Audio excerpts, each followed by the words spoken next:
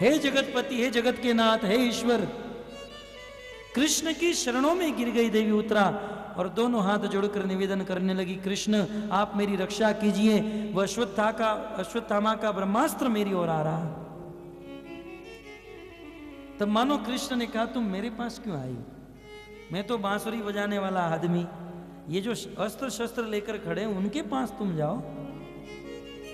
5 पांडव अभी अभी कुरुक्षेत्र की भूमि में विजय होकर आए हैं, बिल्कुल ताजे एक्सपीरियंस वाले हैं, तुम उनके पास जाओ, वो तुम्हारी रक्षा करेंगे। तब देवी उत्तरा ने बहुत सुंदर बात बताई। बोले प्रभु ये 5 पांडव वीर हैं, योद्धा हैं, शक्तिशाली हैं, लेकिन इस दुनिया के सबसे शक्तिशाली व्यक्ति को यदि यह कहा जाए कि तुम्हें 1 मिनट में 1000 लोगों को मारना है, वो मार सकता है, लेकिन मरे हुए को जीवित करने का काम तो एकमात्र आप ही कर सकते हैं, आपके अलावा और कोई नहीं कर सकता। नान्यम त्वद अभयम पश्ये यत्र मृत्यु परस्परम। हे कृष्ण, इस संसार में परस्परम आपस में एक दूसरे को मार सकते हैं, काट सकते हैं। अब तो हम लोग रोज न्यूज़पेपर में पढ़ते हैं आज आतंकवादी के द्वारा इतने मारे गए, आज इतने काटे गए, ये मरे ये मरे ये मरे, लेकिन कभी आपने ऐसा सुना कि एक जगह एक आदमी मर गया, उसे शमशान में लेकर जा रहे थे और रास्ते में सब लोगों ने मिलकर उनको जीवित कर दिया, मरे हुए को।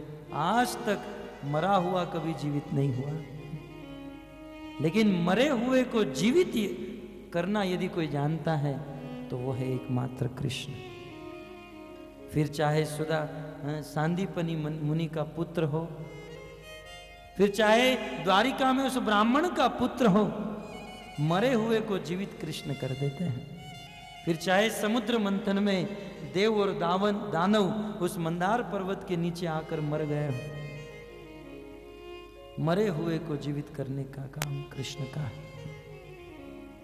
भक्तों, इस संसार में कृष्ण ही अभय प्रदान करने वाले हैं। देवी उत्तरा कहती हैं नान्यम त्वद अभयम पश्ये।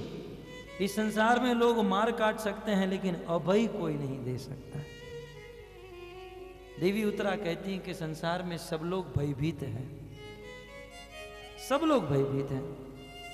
किसी को अपने गुरु का डर है, किसी को अपने ऑफिस में जहां काम करते हैं उस मालिक का डर है, अंदर की बात है, बाहर नहीं बोलनी चाहिए।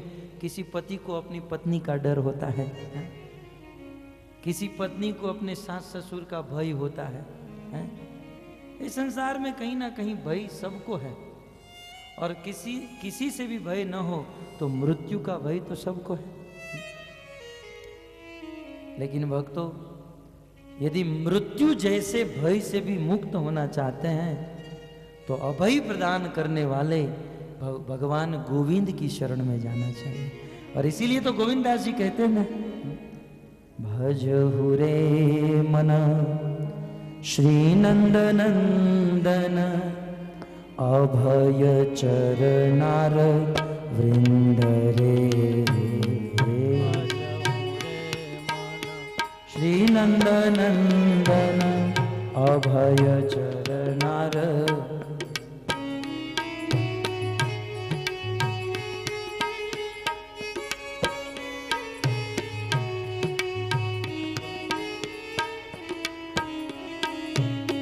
भजहु रे मन श्री नंद नंदन अभय चरणार विंद रे।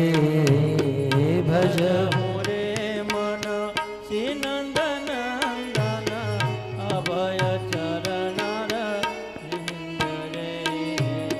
दुर्लभ मानव जन्म सत्संगे, दुर्लभ मानव जन्म दुर्लभ मानव जन्म सत्संगे, दुर्लभ मानव जन्म सत्संगे। तरहु ये भव सिंधु रे, भव सिंधु रे। भजहु रे मन श्री नंद नंदन अभय चरणार विंद रे। भजहु रे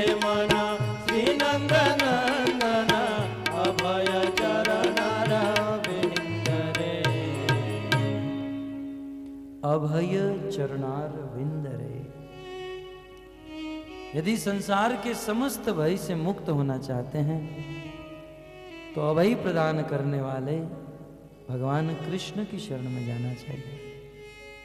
देवी उत्तरा कृष्ण के शरण में है, आप मुझे अभय दीजिए। मानो कृष्ण उत्तरा से कहें, उत्तरा तुम्हारे पति रणभूमि में वीर गति को प्राप्त हो चुके हैं, तुम्हारे पति संसार में नहीं रहे, और जब पति संसार में नहीं रहे तो पत्नी को रहने का क्या मतलब। जिय बीनु देह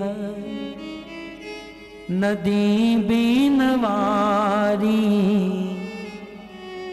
देवी सीता भगवान श्री रामचंद्र को कहती हैं, जिय बीनु देह नदी बीनवारी, ऐसे ही नाथ पुरुष बिन नारी।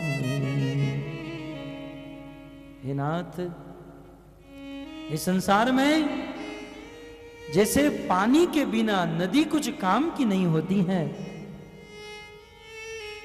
जैसे प्राण के बिना यह शरीर कुछ काम का नहीं होता है, वैसे ही पति के बिना पत्नी कुछ काम की नहीं होती।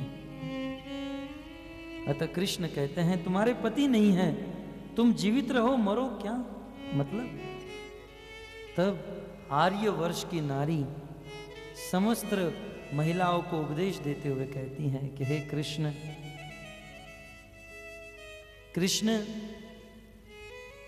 मैं भले मर जाऊं, मेरे तो पति संसार में नहीं है,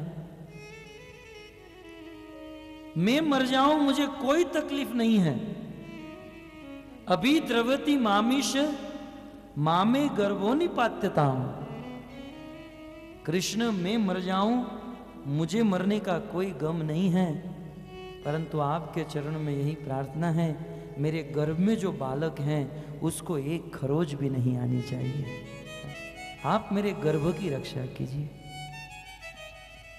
कहाँ आर्यवर्ष की यह नारी जो खुद मरने के लिए तैयार हैं और अपने गर्भ की रक्षा करने के लिए भगवान को स्तुति कर रही है, और भक्तों कहाँ कलयुग की नारी है, काम वासना से मोहित होकर जब गर्भ रह जाता है तो खुद जीवित रहने के लिए गर्भपात करा देती हैं। और आज डॉक्टर भी कसाई जैसे हो चुके हैं, चंद पैसे के लोभ में गर्भपात करते हैं। भक्तों में जब जब कानून के उस विग्रह के आंखों के ऊपर पट्टी देखता हूं ना, तब मेरे मन में होता है कि वास्तव में ये पट्टी बंधी हुई है।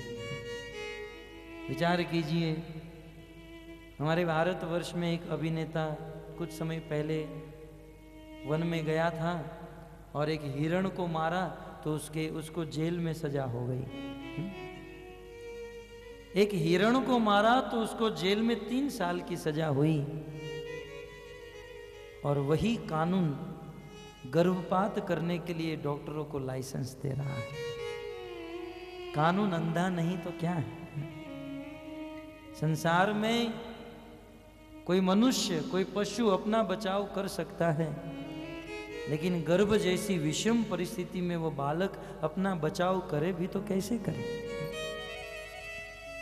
अतः ये जघन्य पाप है, इस पाप से हम सबको बचना चाहिए। देवी उत्तरा की प्रार्थना से भगवान प्रसन्न हुए। तुरंत भगवान सूक्ष्म रूप लेकर उत्तरा के मुख के माध्यम से उसके गर्भ में चले गए। बाहर से चतुर्भुज रूप से रक्षा करने लगे और अंदर से चक्र और गदा लेकर उस अश्वत्थामा के ब्रह्मास्त्र से रक्षा कर ली। जब भगवान श्री कृष्ण ने उत्तरा के गर्भ की रक्षा की तो भगवान के उस ऐश्वर्य को देखकर देवी कुंती का हृदय पिघल गया। देवी कुंती के हृदय में भगवान श्री कृष्ण के प्रति आदर भाव प्रकट हो गया और पांडवों की माता देवी कुंती दौड़कर भगवान श्री कृष्ण के चरणों में आई और प्रणाम करने लगी। श्री कुंती उवाच पाहि पाहि महायोगी देव देव जगतपते नमस्ये पुरुषम त्वाद्यम ईश्वर प्रकृते परम अलक्ष्यम सर्वभूतानाम अंतर बहिरवस्थितम। देवी कुंती भगवान श्री कृष्ण के चरणों में प्रणाम करने लगी। भगवान श्री कृष्ण कहने लगे कि बुआ जी आप तो मेरी माँ के समान हो, मैं तो आपके पुत्र के समान हूं, आप मुझे प्रणाम कर रहे हो, आपको तो मुझे आशीर्वाद देना चाहिए, ये प्रणाम क्यों कर रही है? मैं तो आपका एक छोटा सा बच्चा हूं, आप अपने बेटे को बच्चे को प्रेम करती हो, बच्चे को प्रणाम करती हो। तब देवी कुंती कहती है कृष्ण कृष्ण तुम देखने में बच्चे के समान हो, लेकिन तत्व से तुम इस पूरी दुनिया के बाप हो। बाप ये मैं जानती हूं। नमस्ये पुरुषम आद्यम, हे कृष्ण आप सबके आदि हो, आप सबके अनादि हो। हमारे आदि हमारे पिता, उनके आदि उनके पिता, उनके आदि उनके पिता, ऐसे आदि आदि आदि आदि करते जाएंगे तो ब्रह्मा जी के पिता विष्णु और विष्णु के पिता कृष्ण, आखिर सबके बाप तो कृष्ण ही है। दिखने में छोटे हो लेकिन हो सबसे बड़े। अतः नमस्ये, मैं आपको प्रणाम करती हूं। नमस्ये पुरुषम त्वाद्यम ईश्वर प्रकृते परम अलक्ष्यम सर्वभूतानाम अंतर बहिर्वस्थितम। हे कृष्ण आप साक्षात भगवान हो, ईश्वर हो, ये मैं जानती हूं।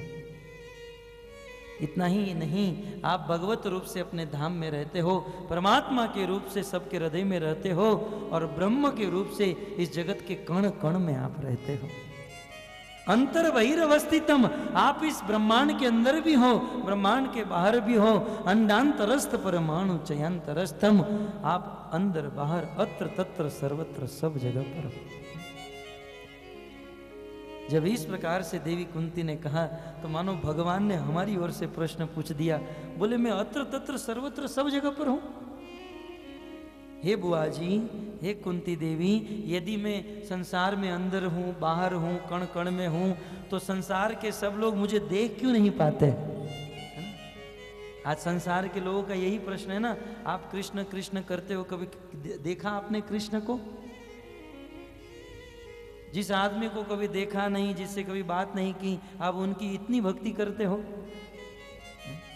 कुछ लोग ऐसा दोषारोपण करते हैं कि यदि कृष्ण होते तो हमको दिखाई देते, हमको दिखाई देते।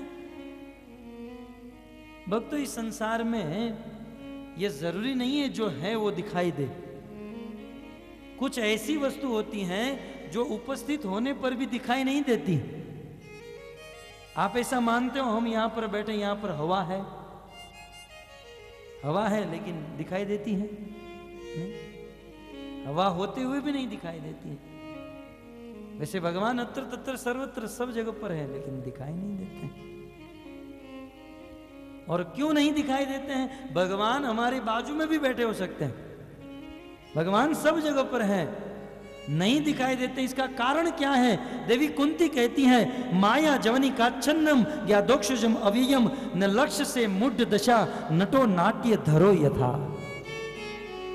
हे प्रभु, संसार के लोग आपको इसलिए नहीं देख सकते हैं क्योंकि संसार के लोग माया में फंसे हैं। माया जवनी काच्छन्नम, संसार के लोगों के आगे माया का पर्दा लगा हुआ है, माया रूपी पर्दा। जगत के जीवों के आगे योग महामाया का पर्दा है और भगवान के आगे योग माया का पर्दा है। दो दो पर्दे लगे हैं। आज तो जो एडवांस होते हैं अपने घर पर पर्दे लगाते हैं तो दो दो पर्दे लगाते हैं ना, डिजाइन होती है। तो भगवान को देखने के लिए दो पर्दे हैं। बताइए, भगवान यहाँ पर है, यहाँ पर पर्दा लगाया जाए तो 3 फुट दूर होने पर भी भगवान दिखेंगे नहीं, क्योंकि पर्दा है। भले भगवान कितने भी निकट हैं, नजदीक हैं, लेकिन पर्दा है इसलिए भगवान नहीं दिखते हैं। तो माया रूपी पर्दा होने के कारण हमसे सबसे निकट होने पर भी भगवान दिखते नहीं हैं। माया रूपी पर्दा लगा और उसमें भी भगवान ऐसी लीला करते हैं, ऐसी लीला करते हैं कि जानने वाला भी जान नहीं सकता है। जैसे रंग मंच पर कोई कलाकार ऐसा ड्रेस पहन कर आता है कि पहचानने वाला भी पहचान नहीं पाता है। उनका बच्चा भी उसको देखकर रोने लगता है कि ये राक्षस कहाँ से आ गया। बेटा भी अपने बाप को पहचान नहीं सकता है, बोलिए असुर कहाँ से प्रकट हो गया। वैसे ही भगवान इस पृथ्वी को रंगमंच बनाकर ऐसी ऐसी लीला करते हैं कि जानने वाले भी नहीं जान सकते हैं। अब बताइए, भगवान नरसिंह अवतार लेकर हिरण्याकश्यप को फाड़ देते हैं, वामन अवतार धारण करके 2 कदम में पूरे ब्रह्मांड को नाप देते हैं, और परशुराम अवतार धारण करके अपने परशु से 21 बार जगत के क्षत्रियों का विध्वंस कर देते हैं, तब जाकर हमें लगता है कि नहीं, ये भगवान होने चाहिए। तब थोड़ा सा विश्वास होता है कि ये भगवान है। लेकिन तुरंत कृष्ण के रूप में आते हैं और यशोदा की छड़ी खाकर रोने लगते हैं, तब विश्वास सारा उठ जाता है कि ये रोने वाले भगवान हो सकते हैं। भगवान की माया और लीला कुछ ऐसी हैं कि जानने वाले भी इसको जान नहीं सकते। लेकिन गीता में भगवान ने उपाय बताया है। भगवान ने कह दिया, ना हम प्रकाश सर्वस्य, ये अर्जुन सब लोग मुझे नहीं देख सकते हैं। क्यों? क्योंकि योग माया समावृतम, क्योंकि मैं योग माया से आवृत हूं और जगत के लोग महामाया से आवृत हैं, और इस माया से मुक्त होना बहुत मुश्किल है भक्तों। कृष्ण गीता में कहते हैं, देवी हेषा गुणमयी मम माया दुरत्यया। ये माया बहुत दुरत्ययी है। दुरत्ययी का अर्थ होता है जिसको पार पाना कठिन है। माया को समझना, माया से मुक्त होना बहुत कठिन है। तब हमारे मन में होता है, तो क्या हम कभी माया से मुक्त नहीं हो पाएंगे? हम कभी हमारे प्यारे श्याम सुंदर को नहीं देख पाएंगे? गीता में कृष्ण कहते हैं, यद्यपि माया से मुक्त होना अत्यंत कठिन है, लेकिन एक उपाय है, मामेव ये प्रपद्यन्ते माया मेता तरमतिते। यदि कोई व्यक्ति मेरी शरण में आ जाता है तो वह तुरंत माया से मुक्त हो जाता है। मेरी शरण में आने का अर्थ है भागवत की शरण में। यदि कोई भागवत के आश्रय में आ जाता है, माया से मुक्त हो जाता है। कृष्ण, आप तो बहुत बड़े हो, आपको इस संसार में जो माया में फंसे हुए जीव हैं वो नहीं जान पाते हैं। अरे माया में फंसे हुए जीव नहीं जान पाते कोई बड़ी बात नहीं है। तथा परम हंसा नाम मुनि नाम अमल आत्मा नाम भक्ति योग विधानार्थ कथम पश्येम ही स्त्रिय। अरे बड़े बड़े परम हंस जो सत असत का भेद जानते हैं, ऐसे लोग भी आपको पूर्ण रूप से नहीं जान सकते। मुनि नाम जो रात दिन आपका मनन करते हैं, ऐसे मुनि भी आपको पूर्ण रूप से नहीं जान सकते हैं। अमल आत्म नाम तपस्या करके अपने शरीर को जो पवित्र कर चुके हैं, सारे अमल से मुक्त हो चुके हैं, ऐसे अमल आत्म नाम भी आपको नहीं जान सकते हैं। तो मेरे जैसी अबला नारी, एक तुच्छ स्त्री आपको कैसे जान सकती है? कथम पश्येम ही स्त्री है। मैं तो जन्म से स्त्री हूं, जन्म से कम बुद्धि वाली हूं, अपावनी हूं। मेरे जैसी नारी आपको कैसे जान सकती है? भक्तों, सत्य कहूं ना तो ये देवी कुंती की नम्रता है। देवी कुंती ने कृष्ण को जो जाना है ना, आज तक कोई आदमी नहीं जान पाया। कृष्ण के रहस्य को देवी कुंती जानती है। बोले ज्यादा तो नहीं जानती, इतना तो जानती हूं कि आप साक्षात भगवान हो, और वही बजेंद्र नंदन श्याम सुंदर कृष्ण के रूप में इस पृथ्वी पर आए हो। इसलिए कृष्णाय वासुदेवाय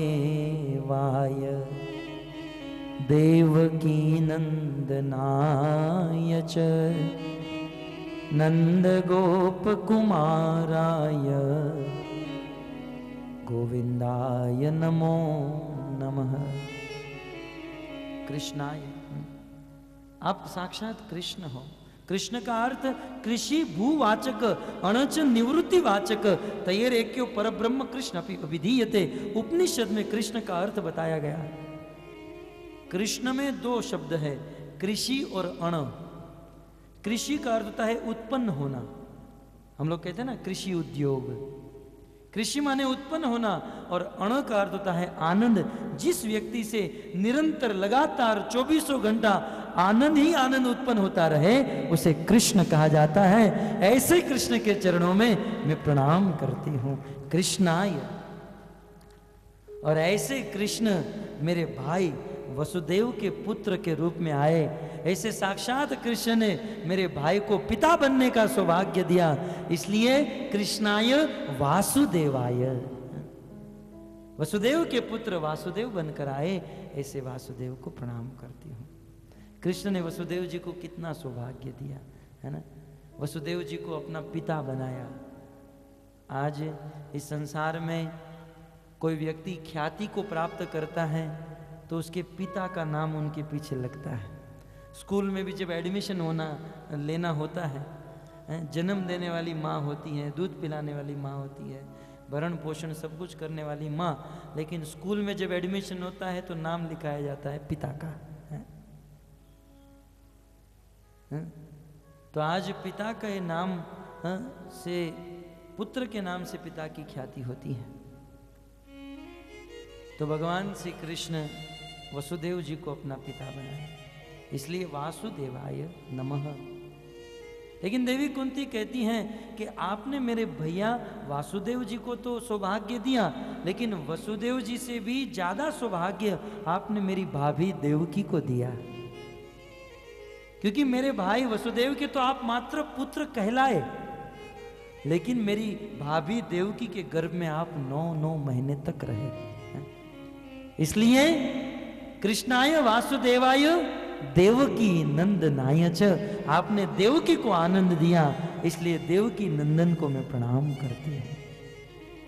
श्लोक धीरे धीरे पूर्ण हो रहा है।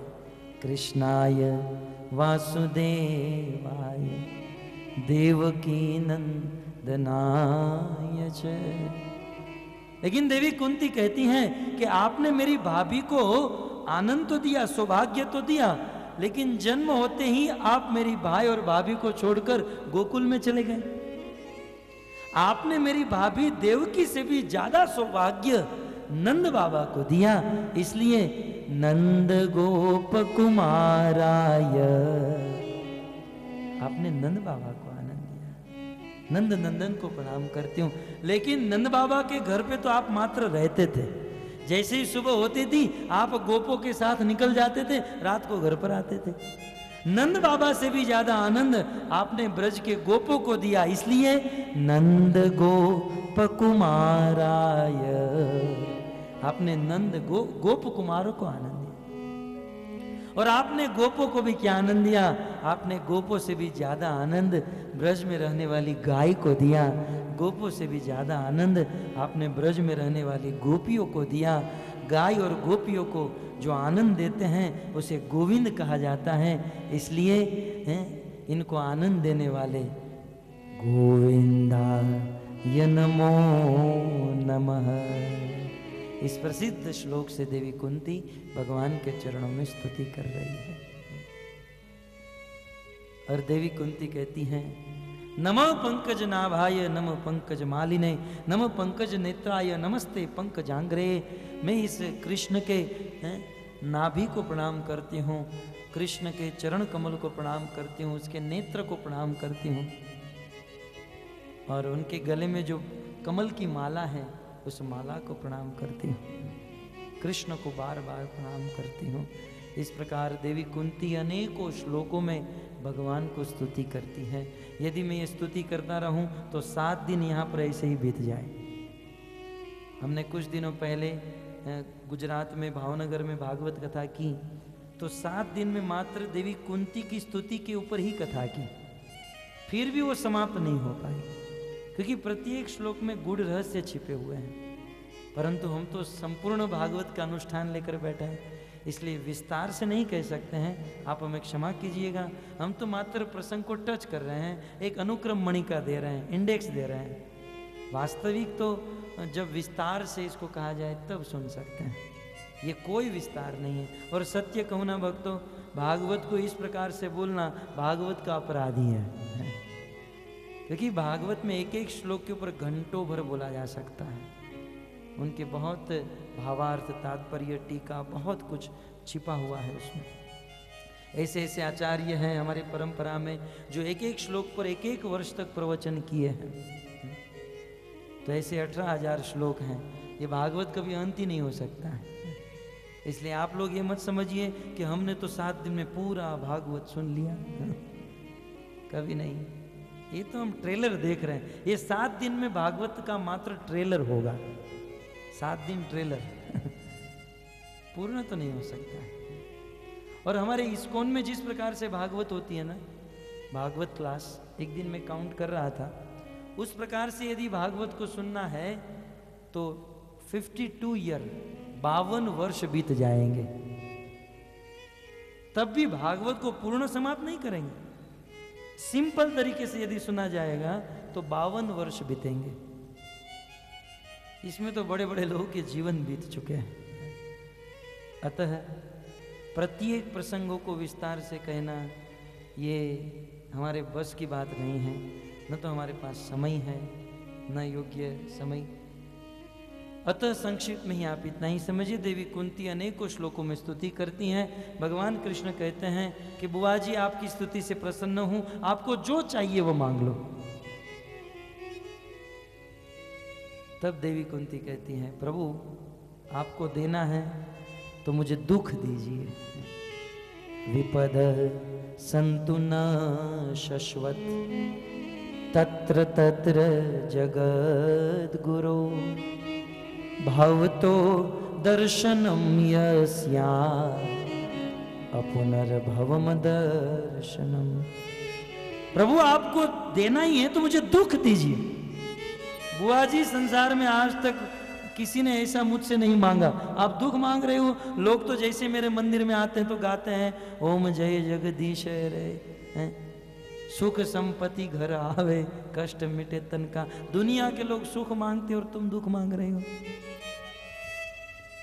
देवी कुंती कहती है नहीं मुझे दुख चाहिए।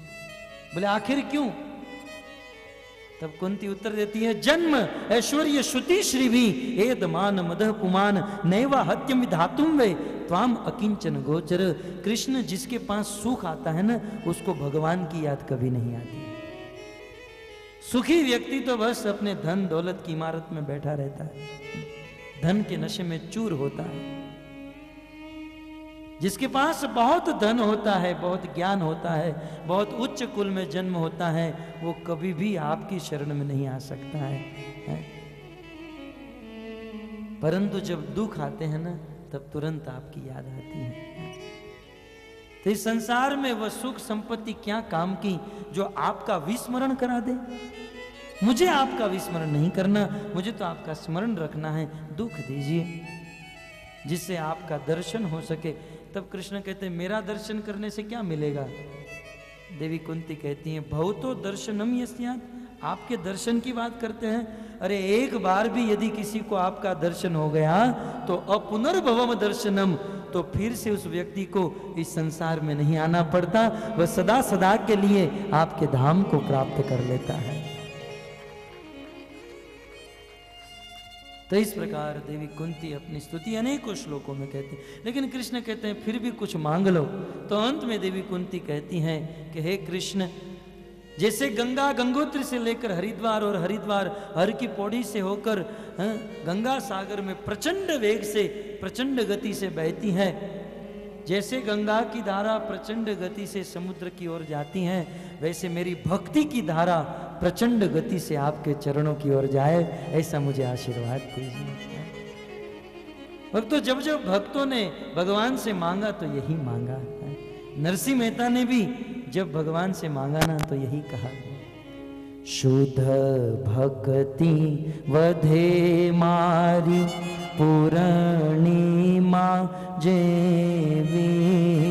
शुद्ध भक्ति वधे पूर्णिमा जेवी। शुद्ध भक्ति वधे मारी पूर्णिमा जेवी। शुद्ध भक्ति वधे मारी पूर्णिमा जेवी।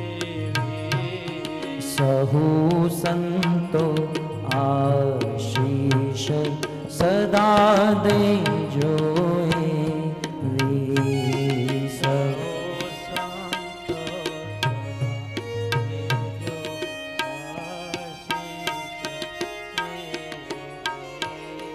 आँख मारी उघड़े त्या सीताराम देखूं, धन्य मारो जीवन कृपाए नीले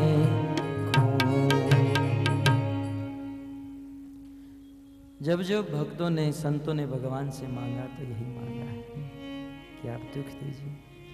भक्तों, यदि भगवान से हम सुख संपत्ति गाड़ी बंगला मांगेंगे भी, ये सब कुछ मिलकर भी हम लोग सुखी नहीं हो पाएंगे, क्योंकि भक्तों हम सब लोग इस पृथ्वी रूपी जेल में बंद है। आज के लोग तो भगवान से क्या मांगना ये भी नहीं जानते। भगवान से मांगने में भी बुद्धिमानी होनी चाहिए। हम सब लोग भगवान के द्वारा बनाई हुई जेल में रहते हैं और इस जेल में रहकर कुछ भी मिल जाए सुखी नहीं हो सकते। यदि मांगना ही है तो भगवान से मांगना चाहिए, हमें आपकी भक्ति दीजिए, हमें आपका धाम दीजिए। एक बार एक जेल में प्राइम मिनिस्टर ने एक बहुत बड़ा उत्सव मनाया। उस जेल के 100 साल पूर्ण हो रहे थे। प्राइम मिनिस्टर का जन्मदिन था, दोनों योग मिल गया। प्राइम मिनिस्टर को क्या सुधी, सेंट्रल जेल में उत्सव मनाओ और सभी कैदियों को बुलाओ, मैं सबकी इच्छा पूर्ण करूंगा। बहुत सुंदर पंडाल बनाया गया, स्टेज बनाया गया। प्राइम मिनिस्टर आकर बैठ गए, सभी कैदी लाइन में आ गए, एक के बाद एक कैदी आ रहे हैं। पहला कैदी आया, प्राइम मिनिस्टर ने पूछा आपकी क्या इच्छा है। ध्यान से सुनिए, उस कैदी को पूछा आपको क्या चाहिए। पहले कैदी ने कहा महाराज सरकार, जिस दिन से इस जेल में आए हैं उस दिन से मात्र खिचड़ी खा रहे हैं। अब तो खिचड़ी खा खा के थक गए हैं। कुछ पाव भाजी मिल जाती, पिज़्ज़ा मिल जाता, बर्गर मिल जाता है तो मज़ा आ जाता, और पंजाबी मिल जाता। सरकार, प्राइम मिनिस्टर ने कहा इसके लिए जेल में एक होटल खोल दो, जो चाहिए वो खाता रहेगा। दूसरा कैदी आया, ध्यान से सुनिए। दूसरा कैदी आया, बोले आपको क्या चाहिए। बोले सरकार, जिस दिन से इस जेल में आया ये कपड़ा पहन पहन कर मैं थक गया, अब तो इसमें से बदबू आ रही है, कोई अच्छा कपड़ा दे दीजिए। बोले इस जेल में है, इसके लिए कपड़े की दुकान खोल दो, जो कपड़ा पहनना है पहनकर खुश रहेगा। आज तो बिल्कुल प्रसन्न थे प्राइम मिनिस्टर। तीसरा कैदी आया, बोले आपको क्या चाहिए। बोले सरकार, जिस दिन से जेल में आए हैं सुबह 10 से लेकर रात को 10 तक काम करते हैं, पत्थर तोड़ते हैं और रात को मात्र 100 रुपये देते हैं। कुछ पैसा मिल जाता तो आनंद आ जाता। कितना चाहिए। बोले 2 करोड़, इसको 10 करोड़ दे दो। तीसरा खुश हो गया। चौथा कैदी आया, बोले आपको क्या चाहिए। कैदी ने कहा सरकार, जो मांगूंगा वो दोगे। बोले मूर्ख, देने के लिए तो आया हूं, जो चाहिए मांग लो। बोले सरकार एक काम कीजिए, मुझे इस जेल से बाहर निकाल दीजिए। सच बताइए, अपनी बुद्धि से बताइए, ये 4 कैदी में से बुद्धिमान कैदी कौन था। भोजन मांगने वाला, कपड़ा मांगने वाला, कि फिर पैसा मांगने वाला। देखिए अपनी बात अपने पर ना आ जाए। चारों में से बुद्धिमान कौन। उस जेल से बाहर निकलने के लिए जो कह रहा है वो। तो भक्तों, वो कैदी और कोई नहीं, हम लोग ही हैं।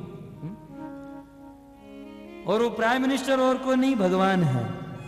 हम जब भगवान के दरबार में जाते हैं और भगवान से निवेदन करते हैं, हे प्रभु आप हमें पैसे दे दीजिए, हे प्रभु आप हमें गाड़ी बंगला दे दीजिए, कपड़े दे दीजिए, भोजन दे दीजिए, लेकिन कुछ भी मिल जाए, आखिर तो हम लोग इस पृथ्वी रूपी जेल में बंद हैं। और इस पृथ्वी रूपी जेल में हमें कुछ भी मिल जाए, चाहे धन के ढेर पर बैठ जाए, लेकिन फिर भी सुख नहीं मिल सकता। क्यों? क्योंकि हम जेल में। सुख तो हमें तब मिल सकता है जब इस पृथ्वी को छोड़कर वैकुंठ में भगवान के धाम में चले जाएं। इसलिए जब भगवान से मांगे तो बुद्धिमानी से मांगिए। संसार की कोई तुच्छ नाशवंत वस्तु न मांगकर भगवत प्रेम, भगवत भक्ति और भगवत धाम मांगिए। यही बुद्धिमानी है। संसार की संपत्ति संसार में रह जाती है, हमारे साथ नहीं आती है। जगत का धन जगत में रह जाता है। यदि मांगना ही है तो वास्तविक धन मांगिए, कृष्ण प्रेम। एक कवि ने कहा, चाहे लाख कमा लो हीरे मोती, चाहे लाख कमा लो हीरे मोती, लेकिन याद रखिए कफन में जेब नहीं होती। जीवन के अंत में जो कफन लगेगा, जो वस्त्र लगेगा, उसमें जेब नहीं होती है। आज चाहे 2 जेब रख लीजिए, 3 जेब रखो, 6 पॉकेट रखो, 10 पॉकेट रखो, अंदर भी एक जेब बना लो, लेकिन मरने के बाद संसार की संपत्ति नहीं लेकर जा सकते हैं।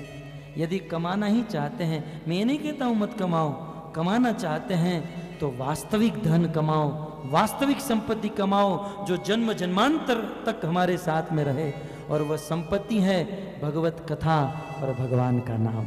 हरे कृष्णा कृष्णा कृष्णा हरे हरे, हरे राम राम राम हरे हरे। आप सब भक्त का धन्यवाद जो अपना कीमती समय निकाल कर आए और धैर्य से इस कथा का श्रवण किया। धन्यवाद देना चाहता हूँ जिन्होंने इतने मधुरता से लगातार 3 घंटे तक कथा सुनाई। ऐसे लग रहा है कि ये कथा बस जारी रहे। अभी ऐसे भक्त बैठे कि ऐसे लग रहा है कि वो कथा अभी दोबारा आज ही शुरू होगी। हाँ, सबके मुख से देख के ऐसे लग रहा है, इतना आनंद से भरा हुआ आपका मुख है। तो प्रभु जी का बहुत बहुत धन्यवाद, और साथ साथ आप सभी श्रोताओं का भी धन्यवाद, क्योंकि आप समय निकाल कर, इतना व्यस्त होते हुए आप समय निकाल कर आए कथा सुनने के लिए, इसलिए आपका भी बहुत बहुत धन्यवाद। तो प्रभु जी ने मुझे एक सलाह दी थी कि ये सांगली है, इसलिए जो प्रभु जी ने प्रवचन सुना है उसका थोड़ा सा मराठी में मैं सारांश बताऊं अनुवाद करके। तो थोड़ा सारांश बताऊंगा मराठी में, और लेकिन तर प्रभु जी ने खूपच सुंदर कथा सांगितली आज। त्या कथेचं सारांश मी सांगतो। तर बरेच जण चालत, पुन्हा एकदा विनंती की जाऊ नका, बसून राहा आपण। तर भागवताच्या श्लोकाचं सांगत होते प्रभूजी की 18,000 श्लोकामध्ये कशी विभागणी झालेली वेगळ्या पद्धतीनं त्या भागवताच्या श्लोकांची। आणि त्यानंतर प्रभूजी सांगत होते की बरेच जे पुराण आहेत, 17 पुराणं, त्या 17 पुराणांमध्ये त्याला म्हणतात पूर्व पक्ष, आणि जे श्रीमद भागवत पुराण आहे याला म्हणतात उत्तर पक्ष। आणि पूर्व पक्षापेक्षा उत्तर पक्ष नेहमी श्रेष्ठ असतो। आणि त्या पूर्व पक्षामध्ये 17 पुराण आहेत, परंतु उत्तर पक्षामध्ये एकच पुराण आहे, ते म्हणजे श्रीमद भागवत महापुराण। आणि जसं प्रभूजींनी सांगितलं आपल्याला की श्रीमद भागवत एवढं श्रेष्ठ पुराण आहे की व्यास मुनींनी सगळ्या ग्रंथांची रचना केल्या, सर्वात शेवटी आपल्या वयोवृद्ध अवस्थेमध्ये श्रीमद भागवताची रचना केली, आणि त्याच्यानंतर त्यांनी कोणत्याच ग्रंथाची रचना केली। याचाच अर्थ आहे की श्रीमद भागवत हा अतिशय श्रेष्ठ आणि मूल्यवान ग्रंथ आहे। आणि प्रभू सांगत होते आपल्याला की आपल्याला खरोखर जर भगवंताच्या चरणामध्ये अनुरक्त राहायचं असेल तर आपण श्रीमद भागवताचं पान नेहमीच करत राहा। आणि प्रभूजींनी बऱ्याच गोष्टी सांगितल्या। प्रभूजी सांगत होते की एखादं जर फळ खायचं असेल, त्या फळामध्ये बी असते आणि त्याच्यावरती साल पण असते, परंतु श्रीमद भागवत हे असं फळ आहे की त्याच्यामध्ये साल पण नाही आणि कोय पण नाही, केवळ त्याच्यामध्ये रसच रस भरलेला आहे। आणि एखादं फळ खाताना जर साल असेल आणि त्याच्यात कोय असेल तर खायला खूप अवघड जातं, परंतु जर त्याच्यामध्ये नुसतं रस असेल, नुसतं ज्यूस असेल, तर असं फळ खायला नक्कीच आवडतं।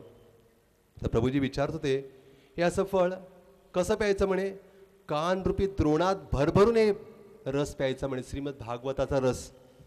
आणि किती प्यायचं म्हणे, रसमाल आहे, म्हणजे मृत्यू होईपर्यंत या श्रीमद भागवताचा रस पितच राहायचं म्हणे, पितच राहायचं। आणि कदाचित आपल्याला असं वाटेल की बाबा ते पिऊन पिऊन कंटाळा वाटेल आपल्याला, कारण आपला अनुभव आहे रसगुल्लाचा। प्रभू सांगत होते की रसगुल्ला किती खाणार, खाऊन खाऊन कंटाळा येणार आपल्याला, पण म्हणे श्रीमद भागवत असं आहे म्हणे एवढं जेवढं पिऊ हे तेवढं अधिक अधिक आपल्याला आनंद वाटत राहील। म्हणून म्हणजे स्वादू स्वादू पदे पदे, अजून आनंद वाढत जाईल। आणि प्रभूजींनी विशेष करून आज महाशिवरात्रीच्या निमित्तानं शिवजींचं महात्म्य पण सांगितलं की शिवजी किती महान वैष्णव आहेत, आणि जे शुकदेव गोस्वामींना प्रकट करण्यामध्ये शिवजींचं फार मोठं स्थान आहे। आणि शिवजींनी सांगितलं दूध आणि दह्याचं वर्णन सांगितलं, कृष्ण दुधाप्रमाणे आहेत आणि शिवजी दह्याप्रमाणे आहेत। आणि जेव्हा श्रीमद भागवतामध्ये एक प्रश्न उपस्थित करण्यात आला की शिवजींचं काय स्थान आहे बरे नेमकं, तर शिवजी कोण आहेत, वैष्णवानाम यथा शंभू, शिवजी एक महान वैष्णव आहेत. आणि काही लोकांना असा प्रश्न पडतो, राम तर भगवंत आहेत, रामाने शिवजींची पूजा केली म्हणजे शिवजी श्रेष्ठ असतील. मग प्रभूजीने उदाहरण दिलं पिता आणि पुत्राचं. पित्याने पुत्राची कितीतरी सेवा केली तरी सुद्धा पिता ते पिताच आणि पुत्र ते पुत्रच आहेत. त्यामुळे रामाने जरी शिवजीची पूजा केली तरी राम हे भगवंतच आहेत आणि शिवजी हे महान वैष्णव आहेत. आणि त्यांनी सांगितलं शिवजी एक क्षेत्रपाल आहेत. भगवंत प्रकट व्हायच्या आधी त्या क्षेत्राचं शिवजी स्वतः रक्षण करत असतात. आणि नरसिंह मेहताचं उदाहरण सांगितलं आणि त्याद्वारे आपल्याला कळून येतं की शिवजींचा जो उपासक आहे तर त्या उपासकाला, निष्काम भक्ताला शिवजी काय करतात, कृष्ण भक्ती प्रदान करतात. आणि त्याने सांगितलं की जे कोणी कृष्णाचे भक्त आहेत ते जेव्हा देवतांकडे जातात, वेगळ्या वेगळ्या देवतांकडं, तेव्हा ते एकच गोष्ट मागतात, कुठली, की आम्हाला कृष्णच पतिरूपात प्राप्त व्हावेत म्हणून. आणि सांगितलं की शिवजींसारख्या महान वैष्णवांचा आपण कधीच अपराध करू नये, उलट त्यांच्याकडे काय मागावं, आपण कृष्णाची भक्ती मागावी. आणि शिवजी अतिशय करुणामयी आहेत. आणि दक्ष प्रजापती यानं आपल्या जावई असलेल्या शिवजींचा फार मोठा अपमान केला, तर शिवजींनी तो अपमान सहन केला आणि त्या बदल्यामध्ये त्या दक्ष प्रजापतीच्या आणि इतर लोकांनी ज्यांनी तो अपराध ऐकला त्यांची काय स्थिती किंवा गती झाली हे पण आपण ऐकलं. आणि त्यांनी सांगितलं ज्याचा विनाश जवळ येतो त्याची बुद्धी फिरते. आणि सांगितलं की शिवजीने आपल्या आचरणाद्वारे आपल्याला शिकवलं की सिम्पल लिव्हिंग आणि हाय थिंकिंग कसं असावं ते. म्हणे प्रभूंनी सांगितलं की आपण जेवढ्या अधिक जीवांवर दया करू तेवढं ते आपली याद करतील, म्हणजे ते आपली आठवण करतील. म्हणून त्यांचा आपण त्यांच्या अंशांवर किंवा जीवांवर आपण दया करावी. आणि प्रभूजी सांगत की वैष्णवांचे आपण गुण ऐकावेत, वैष्णवांचे दोष कधीच ऐकू नयेत. शिवजी आशुतोष आहे, शिवजी लगेच प्रसन्न होतात आणि लगेच प्रसन्न झाल्यावर आपण काय मागायला हवं, त्यांच्याकडं भगवंताची भक्ती मागायला हवी. आणि प्रभूजीने एका गोष्टीचं खंत वाटत होती, ती म्हणजे महाशिवरात्रीच्या निमित्तानं काही जे शिवजींचे तथाकथित भक्त आहेत ते काय करतात, गांजा पितात किंवा भांग पिऊन धिंगाणं घालतात. तरी खरोखर शिवजींचे भक्त नाही आहेत. शिवजींचे भक्त आहेत ते काय करतात, नेहमी शिवजींना प्रसन्न करून ते कृष्णाची भक्ती त्यांच्याकडून मागतात. आणि पार्वतीचं पण वर्णन केलं त्यांनी की सती, आदिती होती सती, तिनं जेव्हा पाहिलं की आपल्या पतीचा एका महान वैष्णवाचा महात्म्याचा अपमान होतोय हे तिला सहन नाही झालं, तिनं योगाग्नीद्वारे स्वतःला तिनं संपवलं. आणि तीच पुन्हा जेव्हा पार्वती बनली, हिमालयाची पुत्री बनून, तिनं पुन्हा शिवजींनाच वरलं पती म्हणून. आणि हे शिवजी पार्वतीला नेहमी भगवंताची कथा सांगत असतात. आणि जेव्हा शिवजी अशीच कथा सांगत असताना एक पोपट होता शुक, त्यानं ती कथा ऐकली.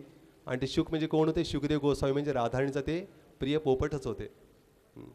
आणि प्रभूजी सांगत होते की दुर्योधनाचा मृत्यू झाला, तो प्रसंग अतिशय करुण रूपानं प्रभूजींनी वर्णन करून सांगितला. त्यांना हर्ष शोक झाला जेव्हा त्यांना कळलं की पांडवांचा मृत्यू झाल्यामुळे त्यांना हर्ष झाला. आणि लगेच जेव्हा कळलं की पांडवांचा नाही तर पांडवांच्या मुलांचा, तेव्हा शोक झाला. आणि त्याच वेळेला दुर्योधनाचा मृत्यू झाला. आणि द्रौपदीची जी दया आहे अश्वत्थाम्यावरती फारच विलक्षण रूपानं प्रभूंनी सांगितली की म्हणजे असा प्रश्न विचारण्यात येतो की द्रौपदीवरतीच कृष्णाचं का बरं एवढं प्रेम, कारण तिच्यामध्ये एक विशेष गुण आहे, तो कुठला, क्षमा, हा तिच्यामध्ये तो विलक्षण गुण आहे म्हणून. आणि प्रभूजींनी सांगितलं की खरा वैष्णव कोण आहे, जो इतरांना क्षमा करतो, स्वतःप्रती अपराध झालेले सहन न करता तो ज्यांना क्षमा करतो तो खरा वैष्णव आहे. आणि प्रभूजी सांगत होते की आजकालची प्रगती, त्यांना फार दुःख वाटत होतं प्रभूजींना, की ते सांगत होते की म्हणजे पूर्वी लोक घरी खात होते आणि बाहेर जात होते आणि आता लोक बाहेर खातात आणि घरी जातात. सर्वांना अर्थ कळला असेलच. आणि कृष्ण पुन्हा जेव्हा हस्तिनापुरातून द्वारकेला चालले तेव्हा उत्तरा आली, तिच्या गर्भावरती प्रहार करण्यात आला होता अश्वत्थाम्याच्या ब्रह्मास्त्राद्वारे. आणि ती कृष्णाकडे गेली रक्षण करावं म्हणून. कृष्णाने रक्षण केलं तिच्या गर्भाचं. आणि त्यानंतर कुंती पण गेली, कुंतीनं प्रार्थना केली, प्रणाम केला, स्तुती केली. प्रभूजी सांगत होते कुंतीची प्रार्थना गुजरातमध्ये प्रभूजींनी 7 दिवस सांगितली आणि तरी पण संपली नाही.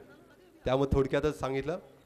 तर याच्यानंतर लगेचच एक ड्रामा होणार है, इसके तुरंत पश्चात भोपाल से आई हुई हमारी जो टीम है वो ड्रामा करेंगे और ड्रामा के तुरंत बाद श्रीमद् भागवत की आरती होगी. और ये जो कथा हो रही है रोज़ 7 दिन के लिए, इस कथा को आप इंटरनेट पर भी देख सकते हैं www.lalgovind.com पर. और इसके अलावा हम आप देखते हैं कि वहाँ पे जो स्टॉल लगा हुआ है, आप जैसे ही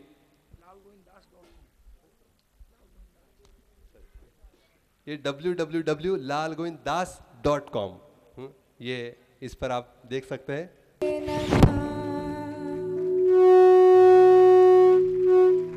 जय जय सुरनायक जन सुखदायक प्रणत पाल भगवंता गोद्विज हितकारी जय असुरारी सिंधु सुता प्रिय कंता पालन सुर धरनी अद्भुत करनी मरम न जाने कोई जो सहज कृपाला दीन दयाला करऊं अनुग्रह सोई जय जय अविनाशी सब घटवासी व्यापक परमानंदा अभिगत गोतीतम चरित पुनीतम माया रहित मुकुंदा जेहि लागी विरागी अति अनुरागी विगत मोह मुनि वृंदा नीसी बासर ध्यावही गुण गण गावही जयति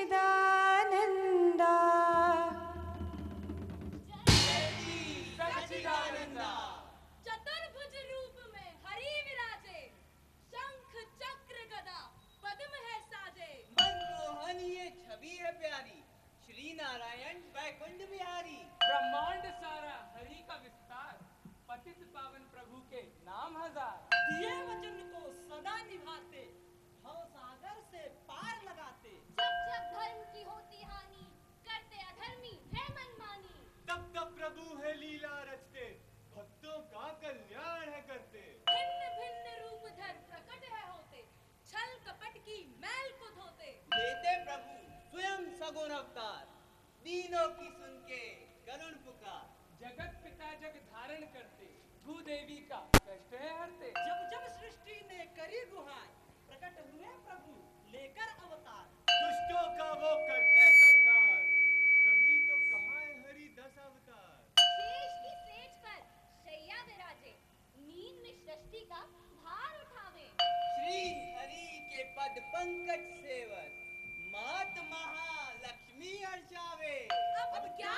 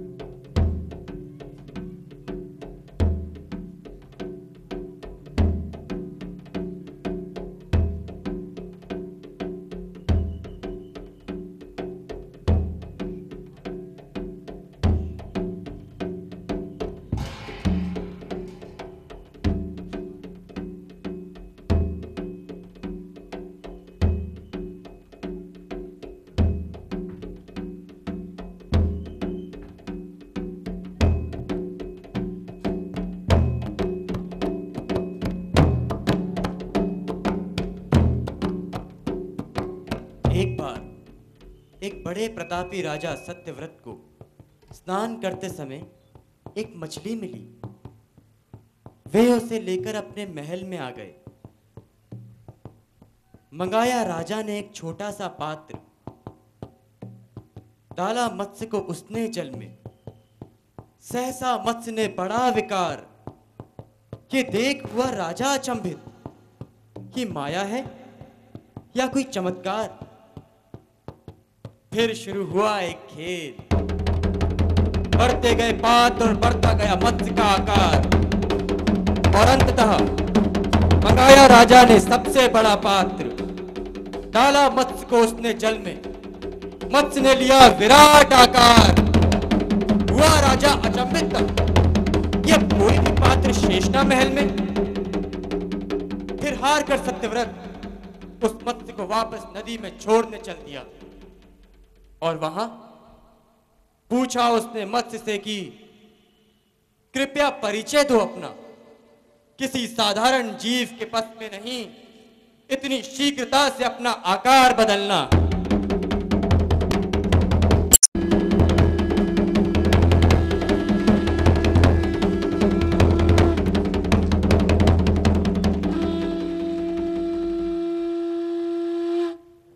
शंख चक्र और गदा पद्म धर लीलाधर जगधारण, स्वयं चतुर्भुज मत्स्य रूप में प्रगटे श्री नारायण, प्रगटे श्री नारायण।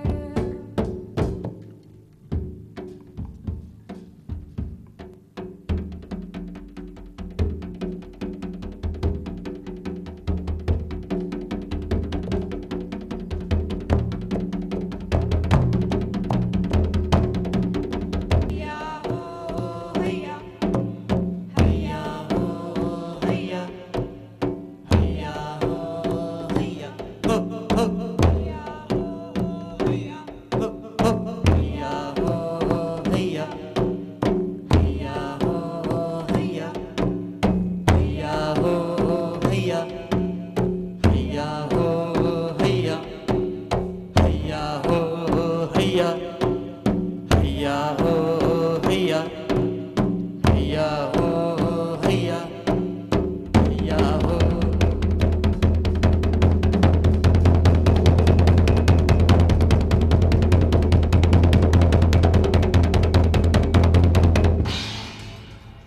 हैया हो हैया, हैया हो हैया, हैया हो हैया, हैया हो हैया, हैया हो हैया, हैया हो हैया।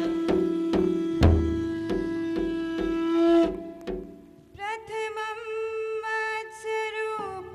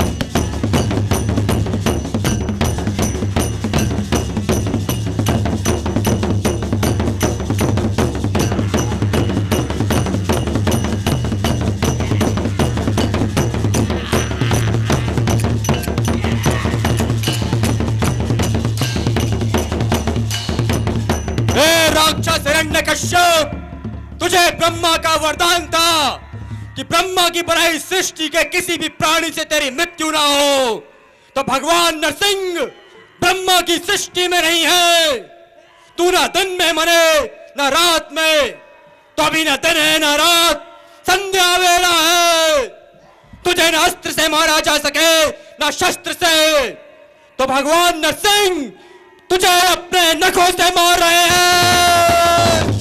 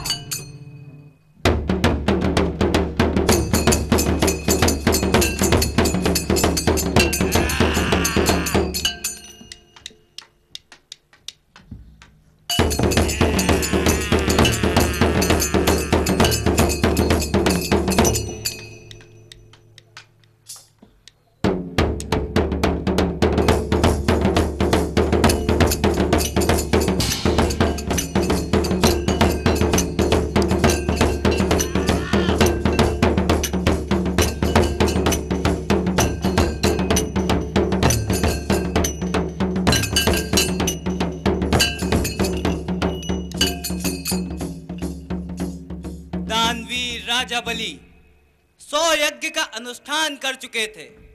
100 में से 99 यज्ञ पूर्ण हो चुके थे। यश, ऐश्वर्य, शौर्य, गौरव सब उनके पास था। अब राजा बलि की दृष्टि स्वर्ग के राज सिंहासन पर थी। 100वें यज्ञ की तैयारी आरंभ हो चुकी थी। तभी एक ब्राह्मण बालक उनके द्वार पर आया।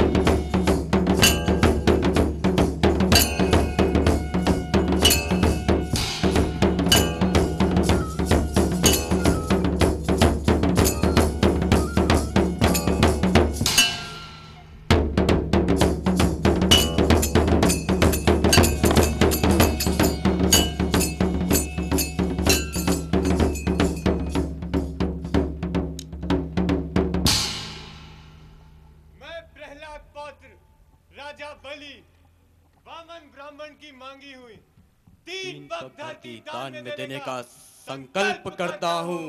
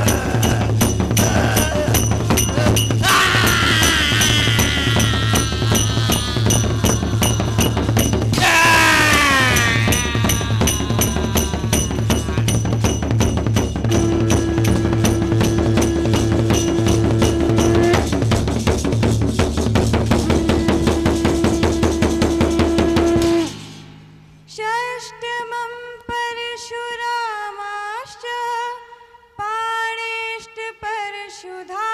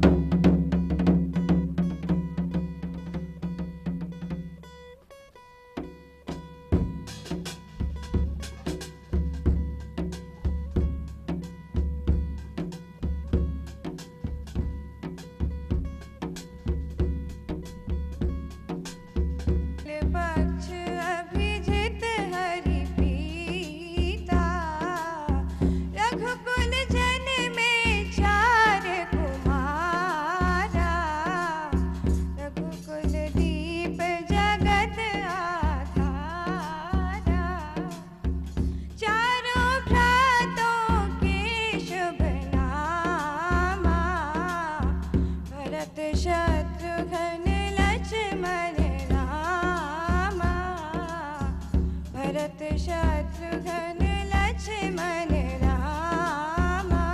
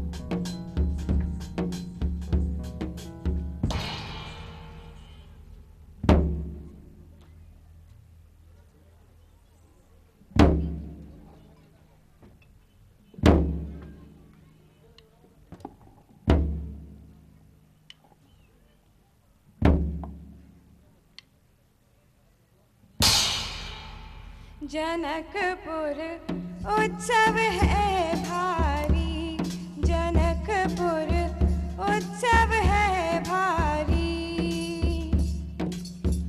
अपने वर का चयन करेगी सीता सुकुमारी, अपने वर का चयन करेगी सीता सुकुमारी। जनकपुर उत्सव है भारी, जनकपुर उत्सव है भारी। मुनिवर विश्वामित्र तब संग ले लक्ष्मण राम, सिया स्वयंवर देखने पहुँचे मिथिला धाम, पहुँचे मिथिला धाम। जनक राज का कठिन प्रण सुनो सुनो सब कोय, जो तोड़े शिव धनुष को सो सीतापति होय, सो सीतापति होय।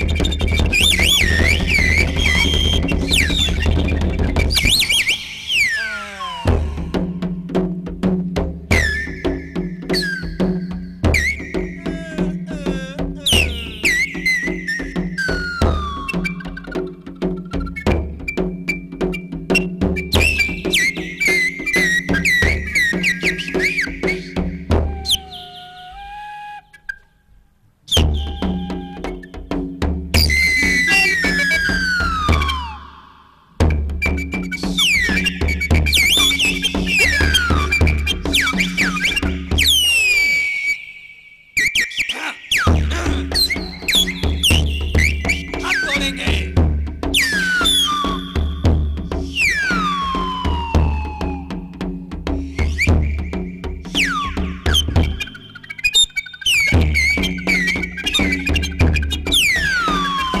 इतनी गर्मी है।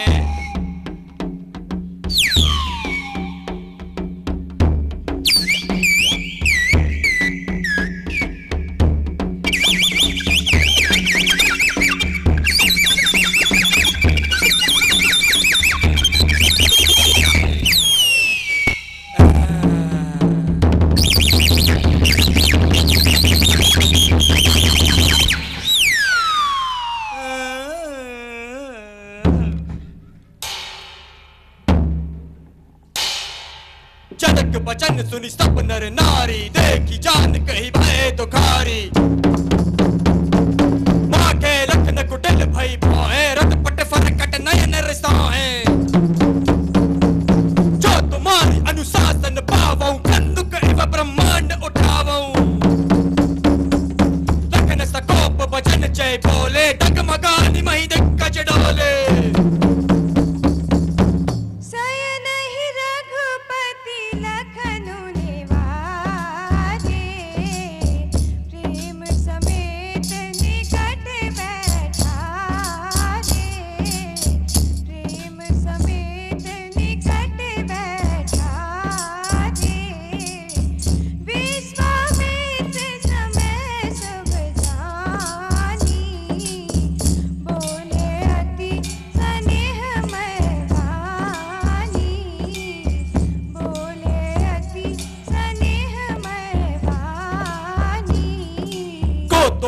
शिव धनुष कठोर, सबकी दृष्टि राम की ओर। राम विनय गुण के अवतार, गुरुवर की आज्ञा शिरोधार, गुरुवर की आज्ञा शिरोधार।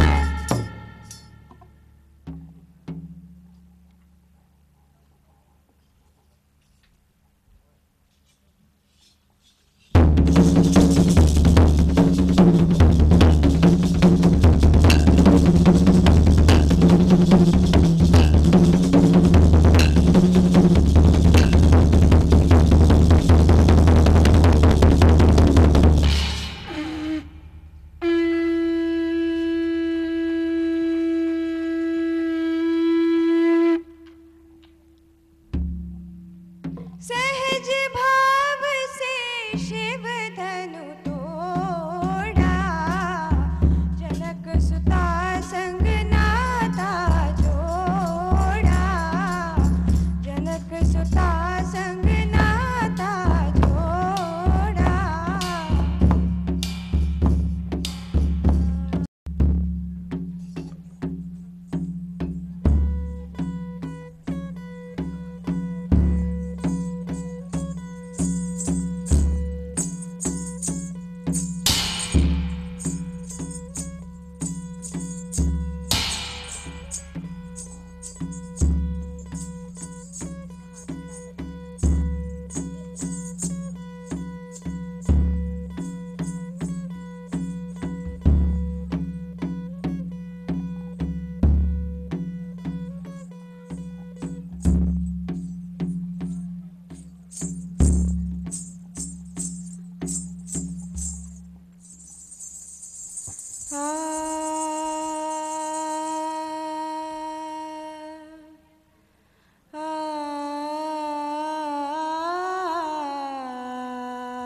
मेरा पहला वरदान कि मेरे पुत्र भरत को अयोध्या का राजा नियुक्त किया जाए,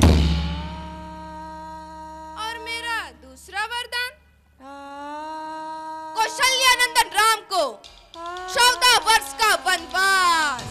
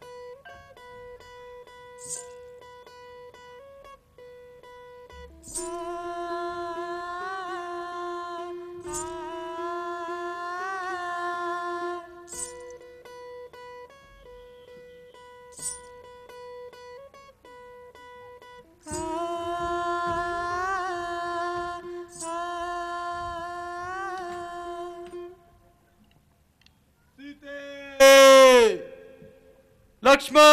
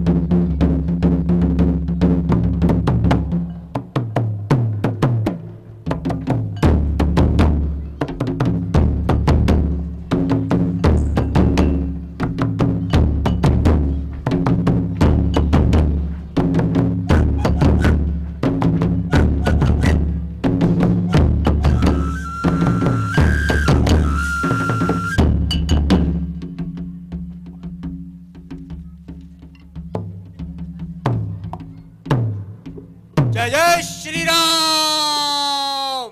अरे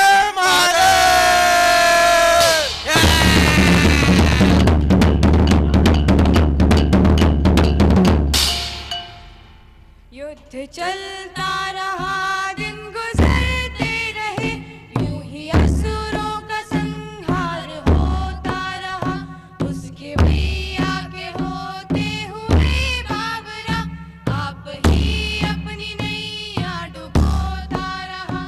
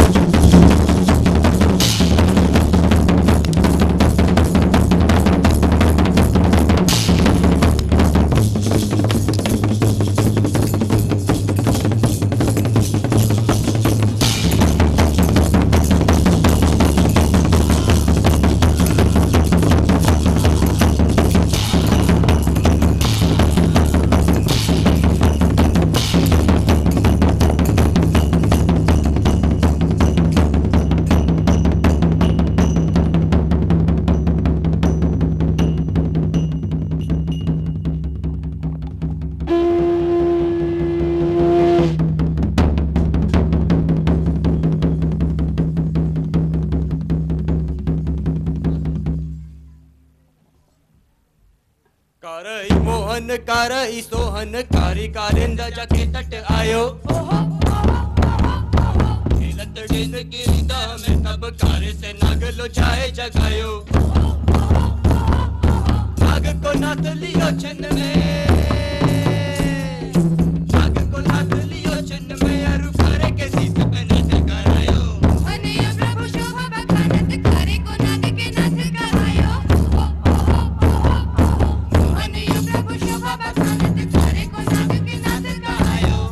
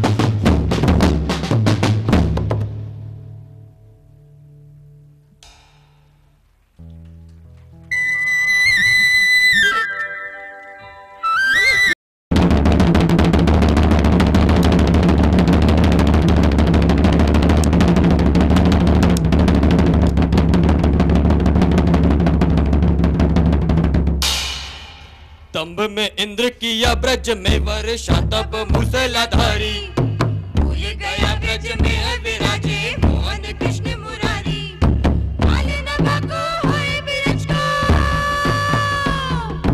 काल न बाको होए बिरज को नाथ सकल दुख हारी हरे है नख पे गोवर्धन गोवर्धन गिरधारी देखो हरे है नख पे गोवर्धन गोवर्धन गिरधारी जय जय गोवर्धन गिरधारी जय जय गोवर्धन गिरधारी जय जय गोवर्धन गिरधारी